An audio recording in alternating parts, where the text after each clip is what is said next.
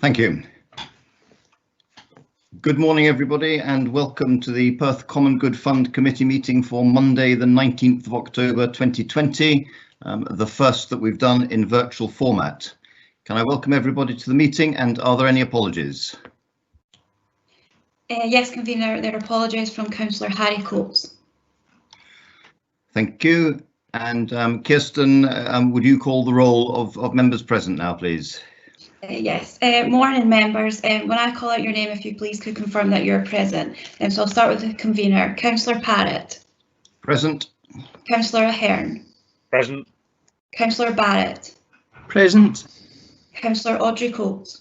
Present. Councillor Drysdale. Present. Councillor Duff. Present. Councillor Lyle. Present.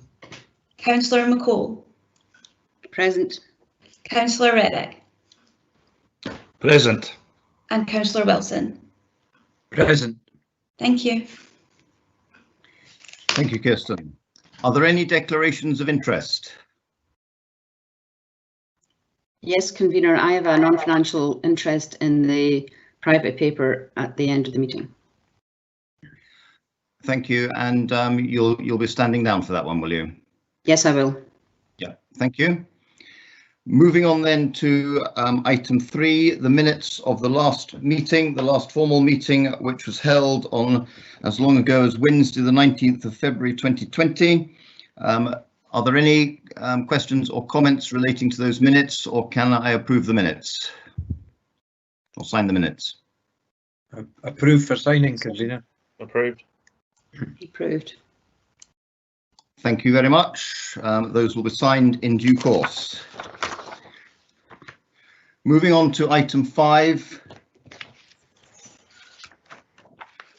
There are a number of items there that were, if members will recall, approved by email or telephone during the course of the summer in June.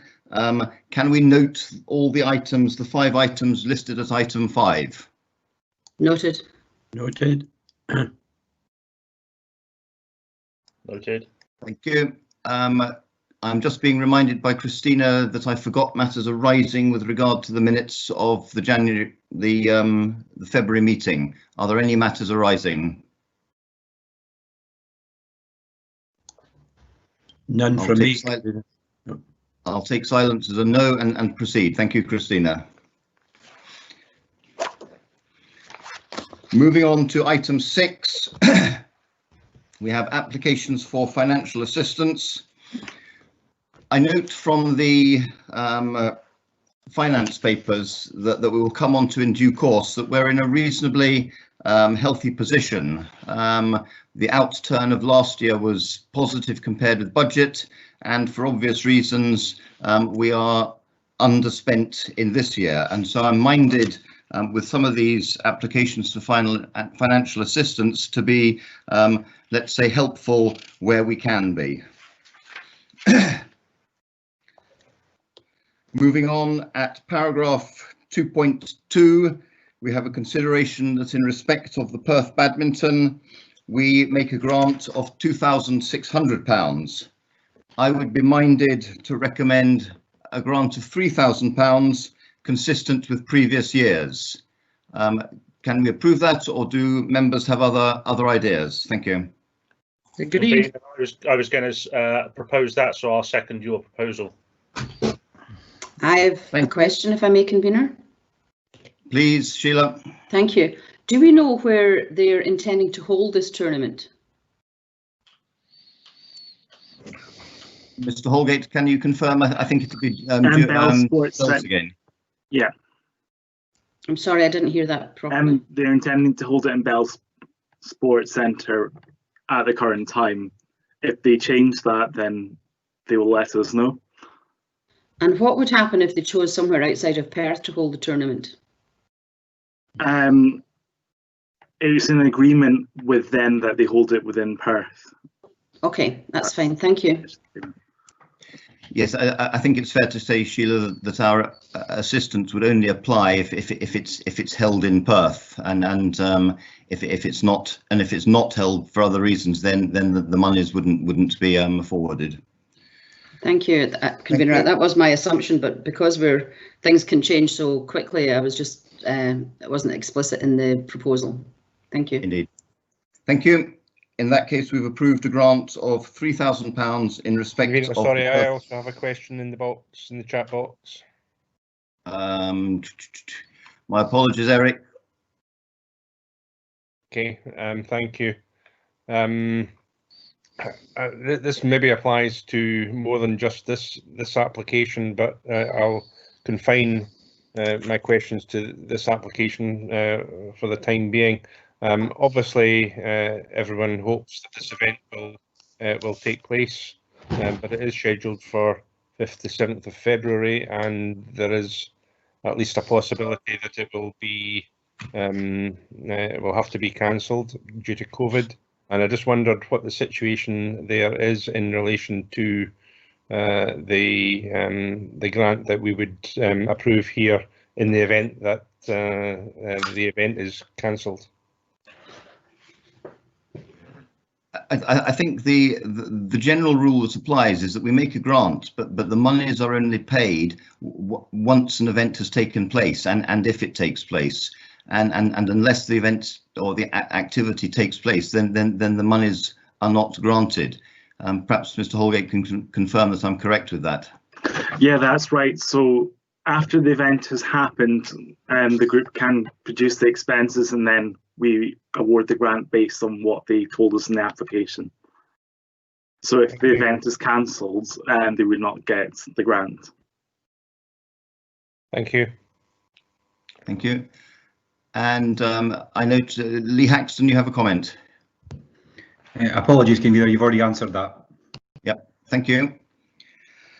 Moving on then, at paragraph 2.3, we have a consideration in respect of Tulloch Primary School Parent Council that they be awarded a grant of £439.60 in respect of the proposed pantomime for pupils on campus.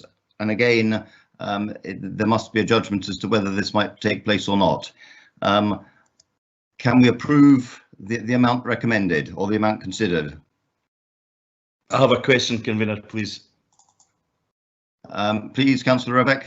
Thank you. I think you've already answered it, but just in light of what you've said, and it's the pantomime, if it was postponed, it would be a year. So really just to confirm that a year's not too long a time span, that if it was postponed this year, the grant may still be applicable for next year's pantomime, should they so wish, just so I can reassure the Parent Council.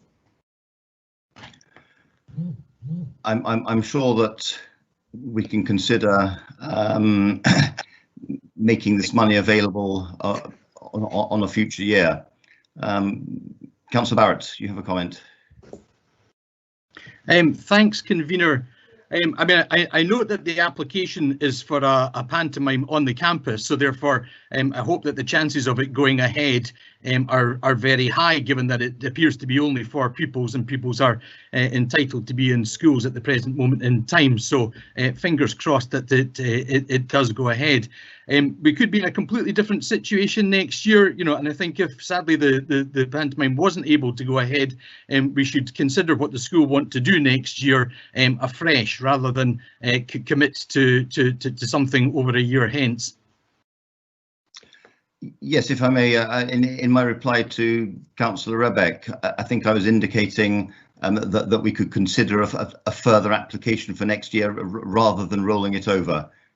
Councillor Rebeck. Thanks, Convener. Yeah, I have had those conversations with the Parent Council specifically, actually, and they have indicated that they probably would want to carry it over to next year if it didn't go ahead this year.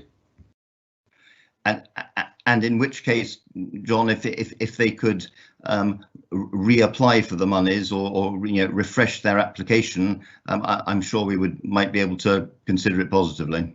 Many thanks. Can we therefore approve the consideration and recommendation of £439.60 in respect of the Tulloch Primary School Parent Council pantomime? Agreed. Agreed. Thank you. Moving on to item 2.5 in respect of Tulloch Primary School. It's considered that a grant of £1,000 should be awarded in respect of the trip to Dalgai's Outdoor Activity Centre.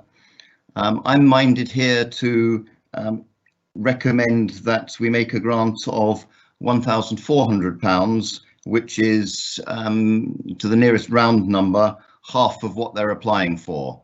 Do members have other ideas? I think there's questions in the box again, convener, sorry.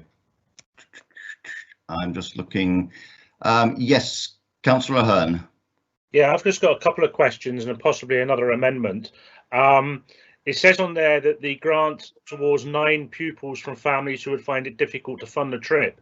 Is that a definite figure of 9 pupils? Perhaps Mr. Holgate could respond. And that's what they told me in their application, that they're specifically wanting to award them, direct the money to the most financially challenged pupils. And so they have specifically nine names that they're going to apply this money towards. That's their plan at this point. Okay, convener, I know you've put an amendment forward. I'd also like to put an amendment forward that we fund 75% of the cost, which is a total of £2,154.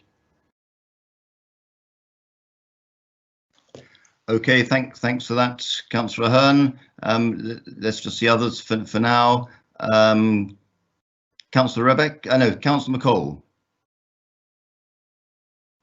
Thank you, convener. I think in light of the amendment that's come forward, I don't have a question anymore. I do, convener, please. Sorry, John, I think I got you in the wrong order. Not a problem at all. It's technology, convener. It's no worries. I have a question about the transport costs, actually, because my experience previously suggests that £250 is just part of the bus travel from Tulloch to Dalgai's, and I wonder whether we know the actual cost of the bus travel. Again, Mr. Holgate, do you have a figure? That figure in the report is in the application, so that's the figure they've quoted. Okay, I think that's the best information we have, John. No, that's great. Thanks very much. If I can, without wanting to make things too complicated, if I can make a further suggestion and support Councillor O'Hearn's request for 75% of the £282, I would very much like also, though, to award the £250 for the bus travel. I think it's very important to note that in these kind of projects that we quite rightly support, that actually many of the other 41 families will not find £282 a trivial amount of money, and it's an important principle that we support them at least to some degree, and that £250 towards the bus is important. So if I can make a suggestion that we pay 75% and also the £250 for the bus, that would be appreciated. Convener, okay, I think my cost actually includes that. Okay, my understanding at present, and we'll come to a vote if need be, is that Councillor Ahern is suggesting a grant of 2,154, and Councillor Rebecca is adding 250 to that to make 2,404. That's my understanding at present. Can we move on? And I see Councillor Drysdale is seconding Councillor Rebecca's proposal. Councillor Wilson, you have a comment?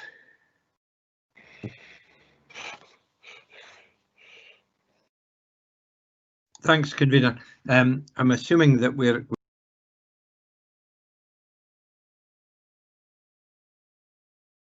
Sorry, Councillor Winston, I can't hear you. I was unmuted and then. Hello, can you hear me now, convener? I can now, yes. Okay, thank you. I'm inclined to support your suggestion or your motion, and I'm quite happy to second it. And I think that there's an element of maybe additional generosity given the situation with our funds at the moment. But I think in all of these things, I always think of creating a precedent. And other schools or other organisations saying, but you gave X, Y, Z to ABC at a certain time. And I don't want to sound too Scroogish about that, but somebody's got to live with the consequences of these decisions in the future. And I think the 50% is generous. I take Councillor Rebick's point about the bus, because it would help everybody a wee bit, I think is how I would put it. So if you were prepared to go for your 50% plus the bus funding, or the transport funding rather, then I would definitely be happy to second your motion, convener. Okay, thank you, and I would be happy to do that. Councillor Hearn, I think you have a PPO in. I'm supposed to be portable. Just to say that my calculation is 75% of the cost plus the £250 total for the transport, which comes to 2,154. So that's 75% of the application plus the 250. So you don't need to add another 250 to it. I haven't got my mathematical head on at the moment, but 75% of 2,788 is a little under 2,100. So I think your maths might be at fault there, Chris. I've just done it again in my calculator. Yeah, Chris is right. It's £2,153.50 in fact. Correct. And I rounded it up to 2,154. Okay. Just first, Councillor Barrett, do you have a comment? Thanks, convener.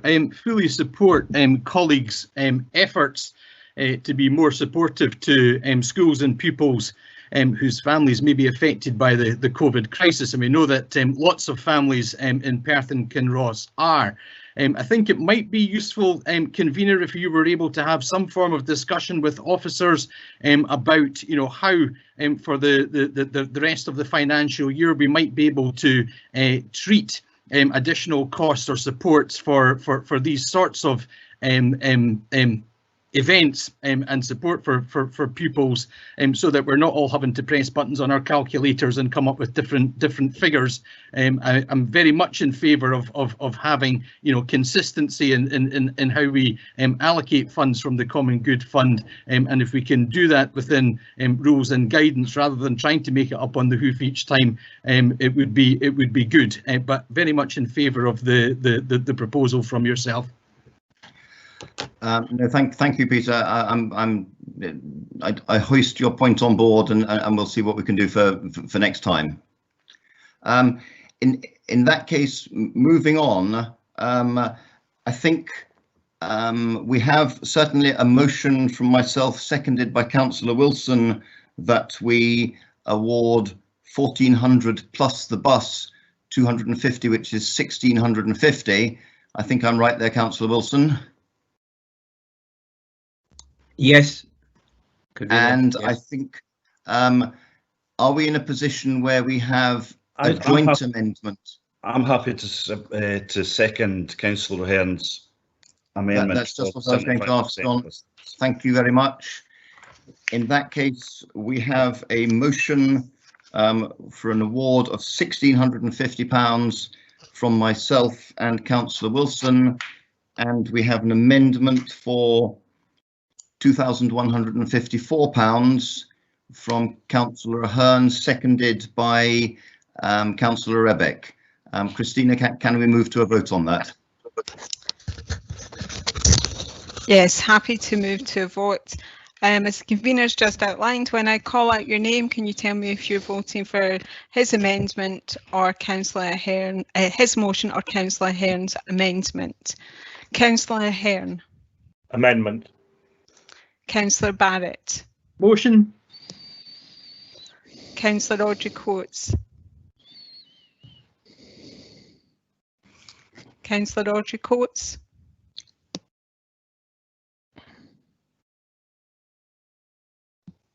Motion. Thank you. Councillor Drysdale. Amendment. Councillor Duff. Amendment. Councillor Lyle. Amendment.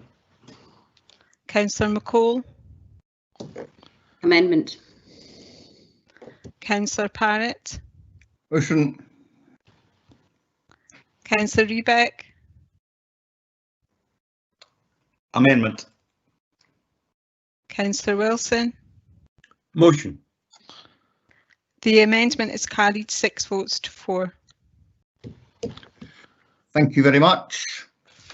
Moving straight on to item 2.7, in respect of the Friends of William Souter Society, we are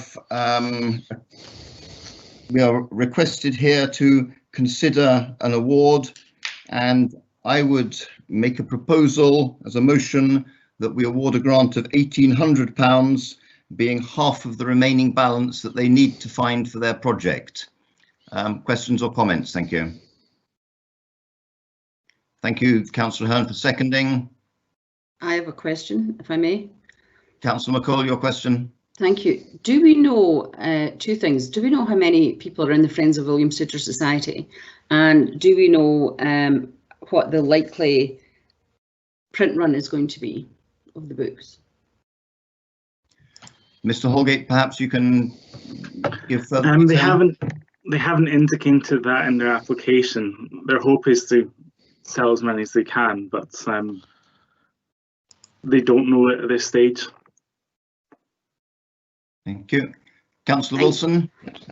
If I may have a... Sorry, Sheila. Sorry, Sheila. Go on. No, I was going to make a comment that I would support your proposal as a minimum. This is actually a very good, visitor experience, and I think that anything that can be done to improve that would be very valuable. I know that the people who work in the Friends of William Souter Society, because I've been to visit his home, work extremely hard, and that it is a local author that we really should celebrate and support becoming more widely known. Thank you for that, Sheila. Councillor Wilson. Thanks, convener.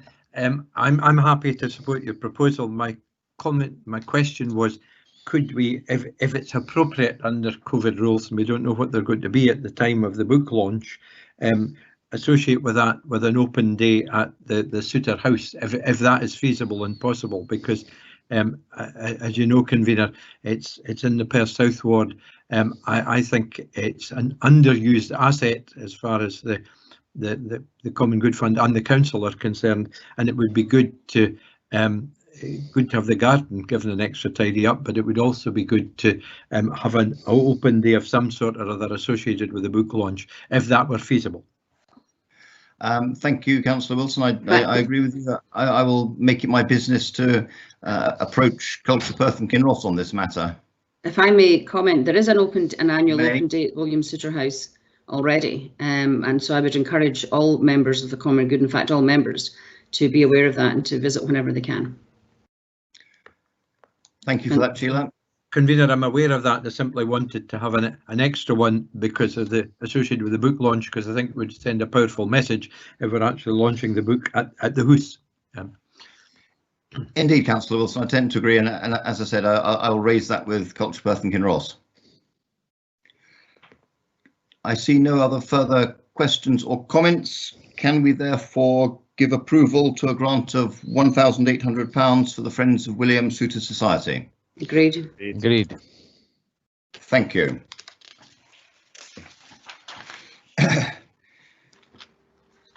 Coming on to capital projects, we have a consideration in respect of the Riverside Church at North Muirton and their funding to support the creation of a community kitchen. There's a grant of £1,125 be made. I would be mindful to raise that to a grant of £2,000, but as I'm speaking, I see that Councillor Drysdale wishes to put in an amendment. Councillor Drysdale. Well, actually a motion, but now that you've made the amendment, I wish to move, as you were about to move, I think, there, convener. I wish to move a grant of £2,000. I think if you know, if the Common Good Fund can't support fully support a project such as this, then you know, it's a sorry state of affairs. But I'm pretty sure that we will all want to support this. It's exactly the type of project that we want to be supporting. It's unfortunate that in this country we need such projects, but we do, and I would therefore move that we fully fund the funding gap at the moment at £2,000, and also indicate to Riverside Church that subject to the satisfactory progress of the project in 2020 into 2021, that we would look to further support this project going forward. Thank you for that. Councillor Barrett, you have a comment? Thanks very much, Convener. Very happy to support Councillor Drysdale's motion as well. I think he's absolutely on the button. I think the support from the Perth Common Good Fund to support the Perth North support network and to tackle poverty and hunger in our area are entirely laudable, and that we should be supporting that to the fullest extent. And I'm really pleased that we can provide the £2,000, which will give them the total that they require. There is excellent work going on in Perth North to tackle hunger and food poverty in our area. And I think specifically tackling child poverty and child hunger is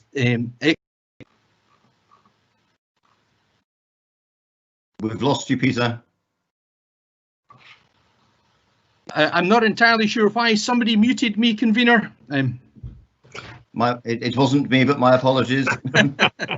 So I don't. The final comment that I made was that, you know, for the Perth Common Good Fund to be tackling child poverty and child hunger is really important at this present time, and I'm very pleased to see the motion come forward, and very happy to support it. Thank you for that. Councillor Ahern, you have a comment? Yeah, well, there's not much more I can say apart from fully supporting my fellow ward members' comments on the need for this project, and I just fully support your proposal for the ward of £2,000. Thank you for that. Councillor Wilson, I think I see you wishing to second that motion. Thanks, Convener. I'm not sure if I'm seconding yours or Eric Drysdale's, but it's immaterial, really. The only comment I wanted to make was I spoke earlier about precedent, but I think there's a precedent here for this being, as Councillor Barrett mentioned just a few moments ago, exceptional times and exceptional circumstances. And I think this is one where we can, or as a one-off, if there's another application comes forward in the future, then so be it. We'll judge that on its merits, but it's certainly, I think, something I would strongly support. Thank you for that, Councillor Wilson. Councillor Rebeck, you have a comment? Thanks, Convener. I think it's just to underline the support that all other councillors given, but I think it's worth noting that we quite rightly make a big song and dance about the Perth and Kinross offer, which is about empowering communities to help themselves, but supporting those communities at the same time. And if ever there was a project that typifies the Perth and Kinross offer, it's this one. And I think it's just worth noting that if we are to make Perth and Kinross offer a reality, these kind of projects have to be supported, as does the good work in Letham from Letham for All as well. And my apologies for being parochial and throwing that one in, but it is important to note that that's in a similar place. Thanks, Convener. Thank you for that. I take on board the points. I think that we should be wary of setting precedent, but I think at these exceptional times we can, if you like, move away from the guidelines, because the guidelines are indeed guidelines. We are always at liberty to make decisions as we choose, as I understand it. Moving on, therefore, my comments, I think, aimed at Councillor Drysdale. We are actually sort of in agreement that we make a grant of £2,000, aren't we? We seem to be, yes. Yep. Okay. In that case, can I simply ask if members will approve a grant of £2,000 in respect of the Riverside Church's capital project? Agreed. Agreed. Agreed. Thank you all. Agreed. Moving on.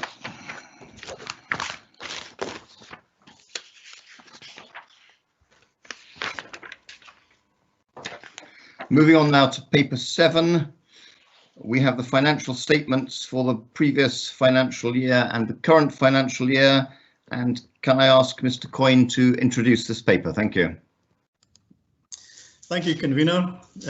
This report provides an update on the audited outturn for the Perth Common Good Fund for the year ended 31st of March 2020. The report also provides income and expenditure to the 31st of August 2020 and the projected outturn for the fund for the current financial year. In sections 2.1 to 2.4 of the report, we provide an update on the financial position for 1920. The audited surplus for the year was £20,661 and the fund balance at 31st of March 2020 is £1.537 million. At the committee meeting on the 19th of February 2020, the projected deficit for the fund to 31st of March 2020 was reported as £22,488. So the £43,000 positive movement is mainly due to a £16,000 underspend on Christmas lights and £27,000 additional income received in respect of a dilapidation claim for the Lower City Mills site. As detailed in Appendix 1, there are a number of other over and under spends throughout the budget headings, the most notable relating to repairs and maintenance expenditure. There was an underspend in the general repairs budget, which was fully offset against the overspend for the 2 Northport project. The underspend in the 2 Northport shop was due to understated contractor estimates for electrical and plumbing works. Also of note is that the 2 Northport shop was flooded during extreme rainfall experienced on the 11th, 12th of August, and the flooring and doors require replacing. A redecoration will also be required. The works have commenced and the costs will be covered by the council's insurance policy. So that brings us on to the current financial year, and sections 2.5 to 2.15 of the report provide an update on the estimates for the current financial year to the 31st of March 2021. It is estimated there will be a surplus of £61,000 for the year, and the fund balance will increase to £1.598 million at the 31st of March 2021. Appendix 2 provides the detail. The updates to expenditure projections mainly relating to the consequences of COVID-19 and the cessation of events due to public health measures. The cancellation of the bonfire and fireworks and the winter festival will result in a saving to the fund of £56,500. In addition, Section 102 of the Community Empowerment Act 2015 requires the Council to establish and maintain a register of property which is held by authority as part of the common good, and to publish a list of property that it proposes to include in the register. Additional resources required to complete the review of property titles for the Perth Common Good Fund, and it is proposed that Legal Services outsource this work to an appropriately qualified individual having considerable knowledge of the common good. It is in the interest of Perth Common Good Fund to have the properties currently administered as common good confirmed, and it is therefore proposed that the Perth Common Good Fund meets the estimated £3,000 cost to complete the review. In addition, the COVID-19 pandemic has had an impact on the local, national and global economy, and there may be a consequential impact upon the rental income received by the fund. However, the full outcome for rents received may not be fully known until later in the financial year. In the meantime, the estimate for 2020-21 rental income has been adjusted to reflect previous decisions approved by committee and assumes no rental income from the 2 Northport unit for the remainder of the year. The adjustment also includes allowance for proposals to be considered by committee in a separate report at this meeting. The projection for income from investments has been reduced by £7,000 to reflect the low interest rates currently in offer, and fishing permit income has been reduced to £500 pending a further review of data and trends. The adjustments to year-end forecast for expenditure and income results in a net underspend of £35,000. So we started with a budgeted surplus of £26,000. We add on the £35,000 underspend, and that results in the estimated £61,000 surplus for the year. So the committee is requested to note the audited income and expenditure to the 31st of March 2020 for the Perth Common Good Fund for financial year 2019-20 as set out in Appendix 1. Approve the proposals in section 2.9 of the report to complete the review of property titles, and note the estimated income and expenditure to the 31st of March 2021 for the Perth Common Good Fund for financial year 2021 as set out in Appendix 2. Now, I think there's a few questions came up when I went through that, so I'm not too sure. Yep. Thank you, Mr. Coyne, for that, and we'll take the questions. Councillor Hearn first. Thank you, Convener. My questions with regards to Appendix 1 and the financial assistance log there and the actual payments going out. Towards the bottom of the first payments, the dated the 19th of February, there are 3 payments out to Perth Academy for a French trip 25th to 31st of May, and 2 to Perth and Kinross School Sports Planning Group. I'm assuming that as those events took part during, or were supposed to take part during the lockdown, did those payments actually go out, or are we going to get them back again if they were cancelled? The payments will come back to us, Councillor Hearn, if the events have been cancelled. What we'd have to do for the year-end accounts is to basically accrue the expenditure which has been committed.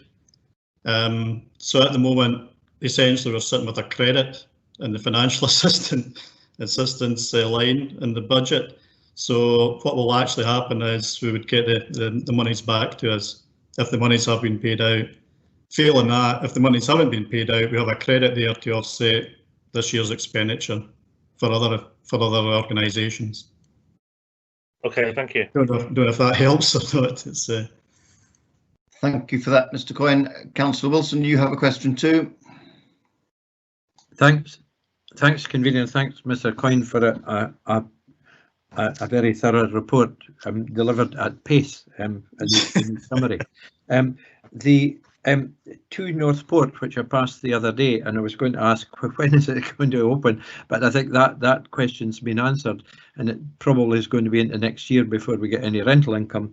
Have we, in taking account of the vulnerability of the property in relation to flooding, have we done anything about studying the property to make it more flood-proof, if that is at all possible, because it has been flooded before, and we've just heard that it suffered again in the August inundations. So I wonder if we've looked at that at all, or if we haven't, could it please be looked at, Convener? Thank you for that. Mr. Coyne, are you able to address that question, or is there anyone else who might be able to? I'm not sure who we should be positing that question to. Thank you. Perhaps colleagues from the Estates team might know, but if not, I would propose to liaise with property colleagues and see if something could be done. Thank you for that. Are you happy with that, Councillor Wilson? Indeed, I don't know if any of our property colleagues are on the meeting yet or not, but I'm happy for Mr. Coyne to take it up with property services. I think it's something we should be looking at, these properties, to try and improve them if humanly possible. Thank you. Councillor Rebeck, you have a comment? Thank you, Convener. If we do come up with answers, you can maybe pass them on to the residents of Creef Road, Wallace Crescent and Fairfield as well, if you don't mind, please. Thank you. Thank you for that. Do we have any more questions or comments with regard to this paper? If not, can we approve the paper and its recommendations? Agreed. Agreed. Agreed. Agreed. Thank you for that. Thank you.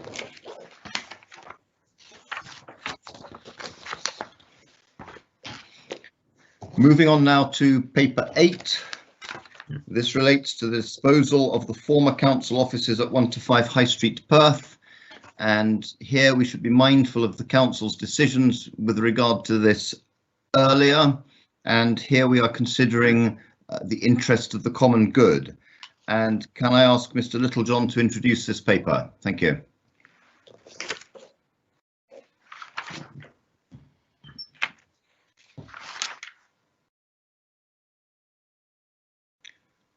Mr. Littlejohn is perhaps not here.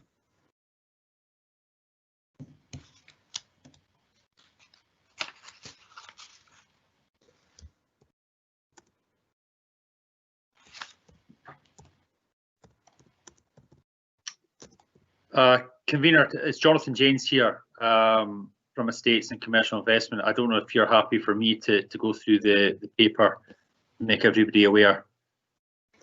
Yep, certainly. Please go ahead. Okay.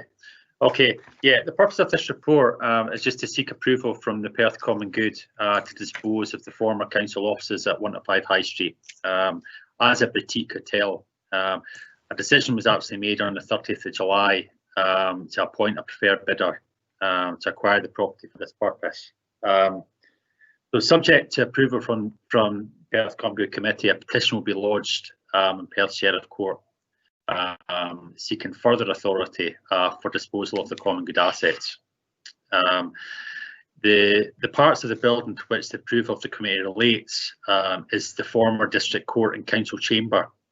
Now it is intended as far as practical with the developers that these rooms remain accessible to the public once the redevelopment is actually undertaken.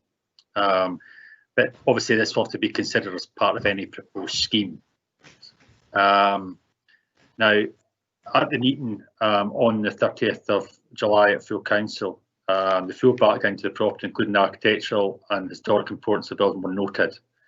And there will be deficit funding being made available to require parts of the external building fabric.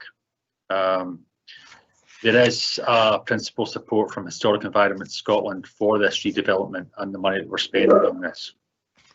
The overall condition of the building is considered to be reasonable on the basis of the last building survey. Current operational maintenance costs are met from the general fund, and there is no income or expenditure incurred by the Perth Common Good for this building.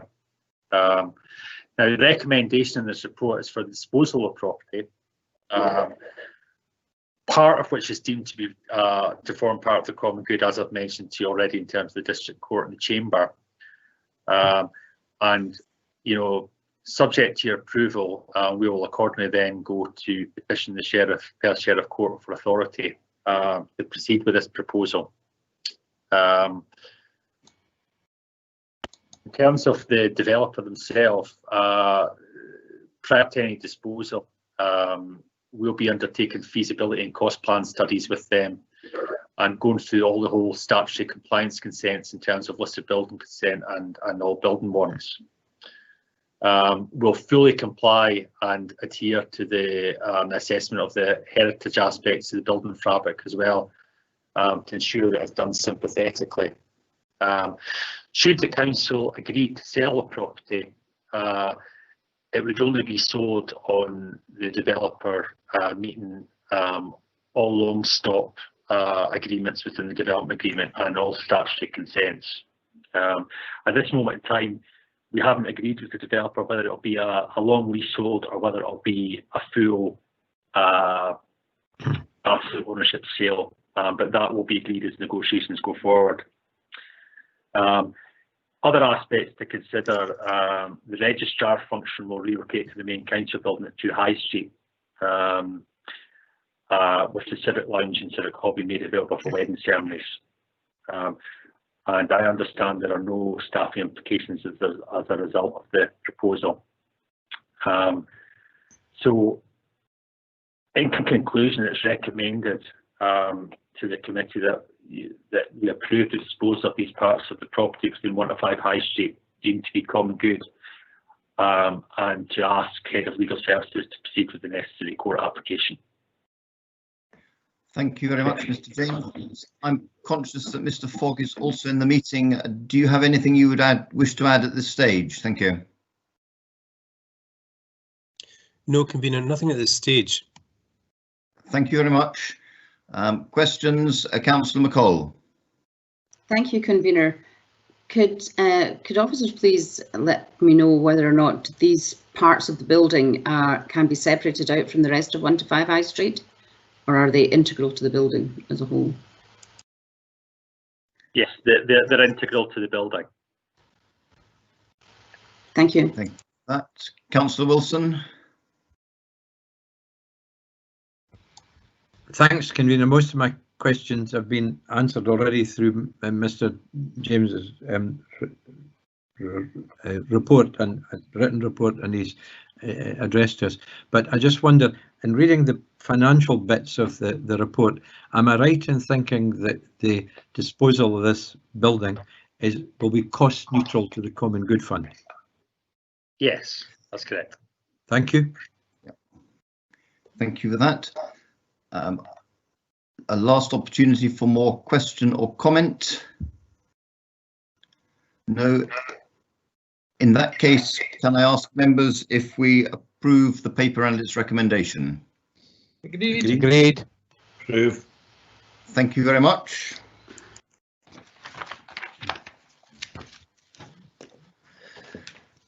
We now have a private paper, and I would therefore request that members leave this meeting, which ends the public session, and rejoin the private meeting. Thank you.